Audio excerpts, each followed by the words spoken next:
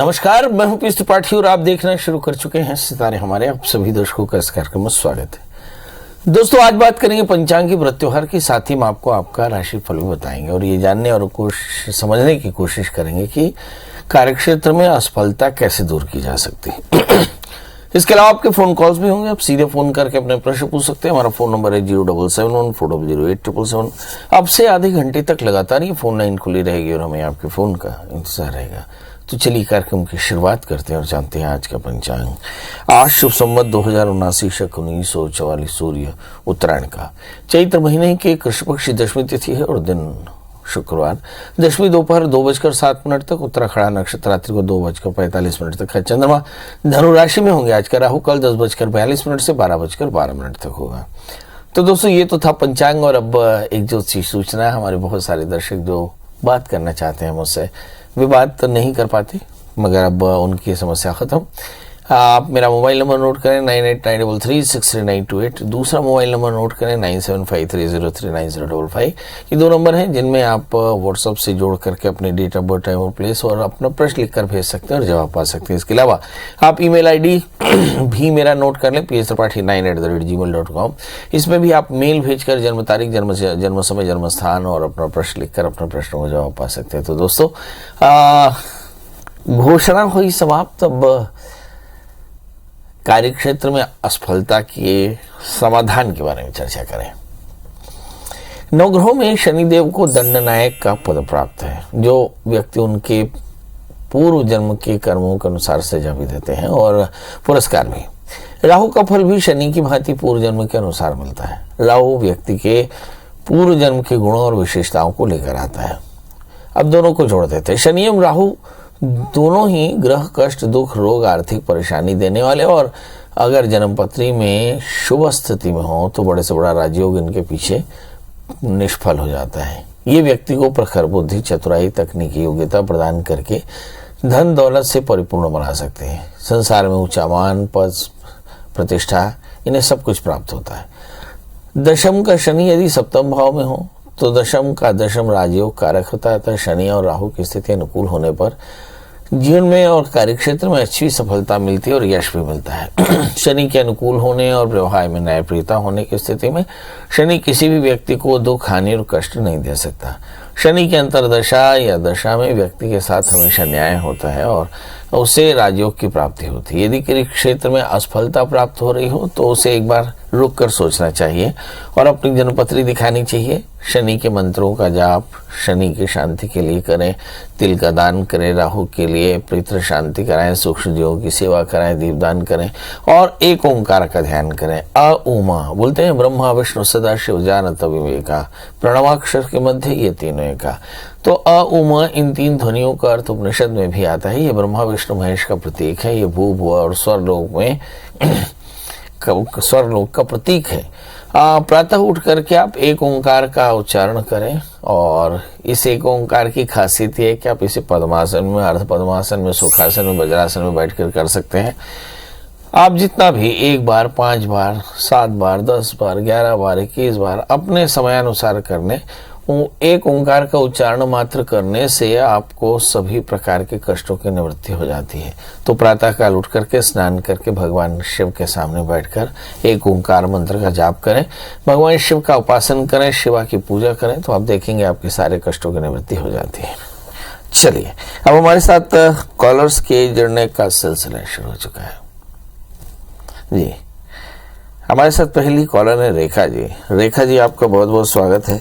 बताइए क्या जानना चाहते हैं। रेखा जी बताइए।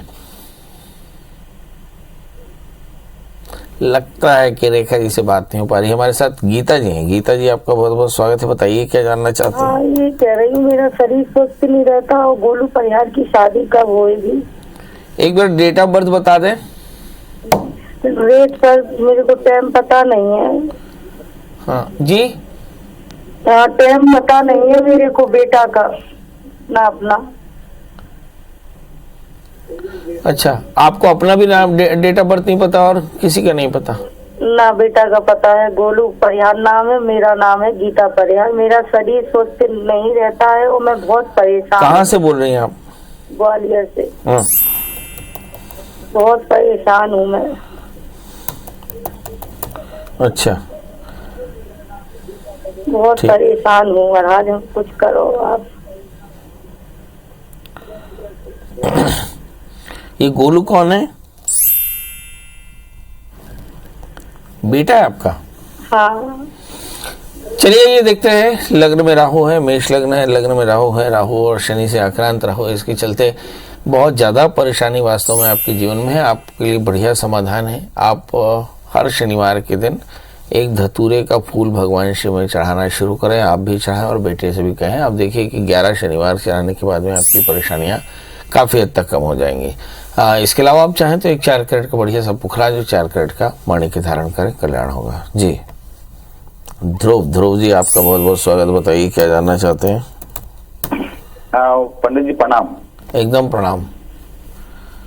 पंडित जी, इसका ओरिजिनल जो नामाक्षर हो भे से निकला, तो भेषज है उसका ओरिजिनल नाम। तो मेरा बेटा है और इसका जन्म तिथि है 18/4/2017। कम, हाँ 18/4/2017। हाँ। समय है रात्रि के 10:50। जन्म समय रात्रि को 10:50। और जन्म स्थान रायगढ़। है? रायगढ़ रायगढ़ की राजागढ़? रायगढ़। अच्छा, रायगढ़। हाँ हाँ। वो मेरे को ये पूछना था पंडित जी कि इसको ना बीच बीच में घटनाएं होती रहती है इसका, और आगे का इसका भविष्य कैसा रहेगा और पढ़ाई क्या घटनाएं होती हैं? क्या घटनाएं होती हैं? जैसे बीमार पड़ता रहता है कभी कभी, मतलब घटनाएं हो जाती हैं। वही तो घटनाएं क्या? अच्छा, बीच-बीच में मतलब होता चोट रहता लग जाती है, सर्दी हो जाती है, हाँ, पेट में चोट लग तकलीफ हो जाती है। कभी कभी चोट लग जाता है और ये क्या बोलते हैं, बीमार पड़ जाता है, ऐसे घटनाएं होता रहता है। चलिए आइए देखते हैं इस बच्चे को बार बार चोटें क्यों लगती हैं और बार बार ये बीमार क्यों पड़ता है। इस बच्चे का जन्म लग्न धनु है और इसकी राशि भी धनु है। इसके तीसरे स्थान में केतु है, इसलिए बहुत आसानी से इसे चोट और साथ में एलर्जी की परेशानी है। डस्ट, स्मोक, स्मेल से एलर्जी है इसको। तो पेट में कॉन्स्टिपेशन होना, स्वभाव में गुस्सा होना, बार बार चोट लग जाना। तो आपको करना क्या चाहिए? तो इसके लिए आप दोनों पति पत्नी बैठ करके शनिवार के दिन भगवान शिव का अभिषेक करें, और शिव के अभिषेक के बाद में सरसों के तेल से भगवान शिव का अभिषेक करें। जो सरसों का तेल अभिषेक तो हो, उसको एक बोतल में जमा करके 1 बूंद एक नाक में, 1 बूंद एक नाक में, 4 बूंद शरीर में लगा करके, और इस बच्चे को नियमित रूप से भगवान शिव का दर्शन कराएं। और इस बच्चे के वजन के बराबर अन्न का दान किसी ब्राह्मण को करें। आप देखेंगे उस बच्चे का स्वास्थ्य बेहतर हो जाएगा। जी गजेंद्र जी हैं हमारे साथ। गजेंद्र जी, आपका बहुत बहुत स्वागत है। बताइए क्या जानना चाहते हैं? पंडित जी प्रणाम। एकदम प्रणाम, बताएं। हाँ पंडित जी, मैं अपने धर्मपत्नी के बारे में थोड़ा जानना चाह रहा हूँ। धर्म पत्नी के बारे में? जी। भैया बड़े अच्छे आदमी हैं। जिंदगी में पहली बार किसी ने अपने धर्म पत्नी के बारे में अच्छा जानना चाहे। बताइए क्या जानना चाहते हैं? हाँ सर, मेरे धर्मपत्नी का नाम है संगीता बघेल। हाँ। जन्म तिथि है 18/9/88। 18/9/88। और जन्म समय बता दें। समय 3 बजे है और स्थान दुर्ग है। सर ये 3 बजे दोपहर का, रात का है? हाँ, दोपहर का है। हाँ। मैं इसमें ये जानना चाह रहा था अभी हमारा दाम्पत्य जीवन कैसा होगा, और ये अपनी अभी सरकारी जॉब यानी गवर्नमेंट जॉब के लिए प्रयास कर रहे हैं। फिलहाल अभी शिक्षा विभाग में है ये। फिलहाल शिक्षा विभाग में क्या है? शिक्षा विभाग में टीचर है। तो शासकीय है ना? हाँ, वो प्राइवेट संस्था में फिलहाल अभी कर रहे हैं। वो अभी गवर्नमेंट रेगुलर करना चाह रहे हैं कि होगा नहीं होगा, वो थोड़ा सा उसके बारे में। कितने साल हो गए शादी को? शादी बस अभी 8 फरवरी 2023 में वो है। अच्छा, शुरुआत हो रही है ना। हाँ, थोड़ा सा डर तो लगना चाहिए। चलिए आइए देखते हैं।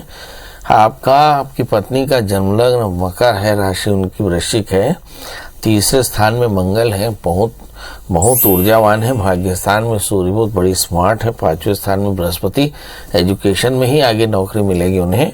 और दूसरे स्थान में राहु शनि से आक्रांत है, पितृदोष है, आगे संतान में थोड़ी परेशानी आ सकती है, यानी हार्मोनल इम्बैलेंस हो सकते हैं। 2 प्रश्न है आपके, क्या इन्हें शासकीय नौकरी मिलेगी? हाँ, पक्के तौर पे मिलेगी। और क्या आगे चल करके आपका दाम्पत्य जीवन बढ़िया रहेगा? बहुत बढ़िया रहने वाला है। देखो, आपका जो सप्तमी से चंद्रमा है, सप्तमी चंद्रमा 11वें स्थान में है, मतलब आपका दाम्पत्य जीवन बहुत बढ़िया रहेगा। इनको शासकीय नौकरी मिलेगी और शासकीय नौकरी भी एजुकेशन में मिलेगी। अब एक प्रश्न आपने नहीं किया, उसका जवाब हम अगले से दे देते हैं। अपनी पत्नी के साथ अज्ञात पितरों का श्राद्ध करा लीजिए, इससे आगे चल करके संतति अवरोध नहीं होगा। ये अज्ञात पितरों का श्राद्ध किसी भी महीने के शुक्ल पक्ष की पंचमी या एकादशी या श्रवण नक्षत्र में कराया जाता है। ज्ञात पितरों का श्राद्ध है किसी विद्वान आचार्य के निर्देश में कराए। याद रखें कि पलाश विधि के द्वारा संपूर्ण नारायण विधि एकोद्देश्य श्राद्ध होता है। तो जब तक कोई आचार्य एकोद्देश्य श्राद्ध पलाश विधि के बारे में न जानता हो तो ये प्रक्रिया न कराइएगा, क्योंकि ये प्रक्रिया प्रेतोद्धार की विशेष प्रक्रिया है। चलिए, आराधना जी, आपका बहुत बहुत स्वागत। बताइए क्या जानना चाहती हैं? नमस्कार गुरुजी। एकदम नमस्कार। जी, अपने बेटे के बारे में जानना चाहते हैं कि जैसे उससे पहले भी आपसे बात हो चुकी, उसके बारे में आपके कहे अनुसार उसकी नौकरी तो काफी अच्छी लग गई है। अभी आपके हस्बैंड की नौकरी कैसी है बताइए? अरे उनका तो ऐसा ही चल रहा है, उनका कुछ हो ही नहीं पा रहा है। चलो, अब उनका हो भी नहीं सकता। बताइए किसके बारे में जानना है?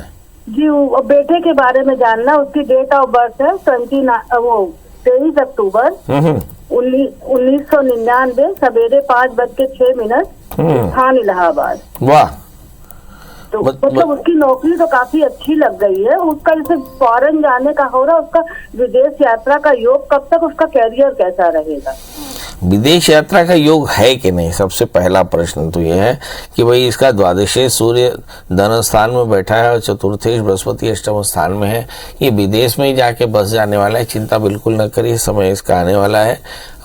थोड़ा सा इंतजार करिए, मुझे ऐसा लगता है 6 से 7 महीने में इसका सब कुछ अच्छा हो जाएगा। दूसरा क्या प्रश्न किया आपने? शादी कब होगी? बहुत बढ़िया। तो इसके सप्तमी अष्टम स्थान में जब भी शादी करिएगा तो शादी से पहले एक छोटा सा विवाह करा लीजिएगा, क्योंकि इसका विवाह यानी दाम्पत्य जीवन बहुत अच्छा रहेगा, इसकी संभावना कम है। तो शादी से पहले एक छोटा सा विवाह याद से करा लीजिएगा। इस बच्चे को एक 4 कैरेट का पन्ना, 4 कैरेट का उपल पहनाइए, आगे कल्याण होगा।